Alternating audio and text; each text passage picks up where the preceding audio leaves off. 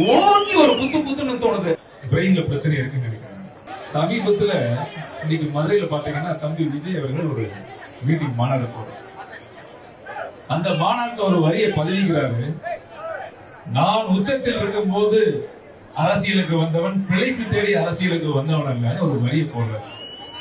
அவர் யாரை சொல்ல வர்றாரு? உச்சத்தில் இருக்கும் போது பிழைப்பு தேடி வந்தவன், பிழைப்பு தேடுறதுக்காக நான் அரசியலுக்கு வரலங்கிறார். யாரு? மறைந்த எம்ஜிஆர் சொல்றாரா? புரட்சி தலைவர் சொல்றாரா? இல்ல புரட்சி தலைவர் அம்மாவை சொல்றாங்க? இல்ல நமக்கெல்லாம் மிகுந்த பிடித்த என் பாசமான அண்ணன் திரு கேப்டன் விஜயகாந்த் சார் அவர்கள் சொல்றாங்க? ஒருவேளை நேரடியா சொல்றதுக்கு வெட்கப்பட்டு ஐயா கமலஹாசன் அவர்களை சொல்லியிருப்பாருன்னு நான் நினைக்கிறேன். ஏன்னா அதுக்கு சிறிது பொருத்தமான அளவு தான். பிழைப்பு தேடி அரசியல் செய்வது பொருத்தமான அளவு. அப்புறம் இது ரொம்ப முக்கியமான விஷயம். கையை சொடக்கு போட்டு திரு மோடிஜி கையை சொடக்கு போட்டு நீட்டாங்க.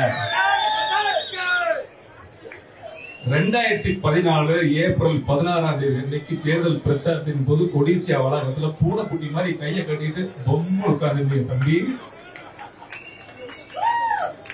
இப்ப கேட்கிறார் அவரு, இஸ்லாமிய சகோதரர்களுக்கும் இஸ்லாமியர்களுக்கும் துரோகம் விளைவிக்க வந்ததா ஒன்றிய அரசு கேட்கிறிய தம்பி? அன்னைக்கு நீ என்ன கோரிக்கையை வச்ச? கச்சத்தீவை மீட்கிறதுக்கு வந்து பாத்தியா? மீனவர் நலனுக்காக பாத்தியா? இல்ல கல்வியை சமத்துவமா இருக்கிறதுக்காக பாத்தியா? இல்ல கள்ளச்சாரை அதிகமாகி போயிட்டு இருக்கிறதுக்காக பாத்தியா? எதுக்கு நான் வந்து பார்த்தேன்? தலைவா உன் படம் ரிலீஸ் ஆகும், தலைவான்ற படம் ரிலீஸ் ஆகிறதுக்காக பார்த்த நடுவில் கொஞ்சம் பக்கத்தை காணும். தம்பி மறந்துதான் நினைக்கிறேன். பிரெயின்ல பிரச்சனை இருக்குன்னு நினைக்கிறேன். அறிவு இல்ல அங்கிள்ங்கிற முதல்வர், அறிவு இல்ல மிஸ்டர் மோடின்னு கை நீட்டி சொடக்கு போட்டு கூப்பிடுற.